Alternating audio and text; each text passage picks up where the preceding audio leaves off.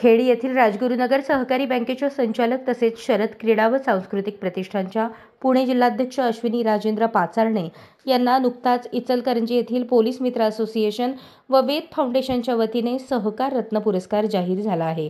हा पुरस्कार रविवार 9 मार्च रोजी महाराष्ट्राचे आरोग्यमंत्री प्रकाश आंबेडकर यांच्या हस्ते वितरित होणार आहे।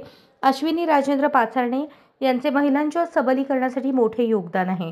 सामाजिक, सांस्कृतिक, साहित्यिक क्षेत्रात उल्लेखनीय कार्य आहे। समाजाच्या उन्नतीसाठी अश्विनीताई सतत कार्यरत असतात। तरुणांना उद्योग व्यवसायासाठी मदत करत असतात। महिला बचत गटाच्या माध्यमातून महिलांच्या हाताला काम देऊन त्यांचा संसार सुखाचा होण्यासाठी अहोरात्र प्रयत्न करत असतात। राजगुरुनगर सहकारी बँकेच्या माध्यमातून अनेकांना कर्ज उपलब्ध करून देऊन त्यांचा व्यवसाय उभारणीसाठी त्यांनी मदत केली आहे। अश्विनीताई पाचारणे यांना जाहीर झालेल्या पुरस्काराचे सर्व स्तरातून कौतुक होत आहे आणि अनेकांच्या शुभेच्छा येत आहेत।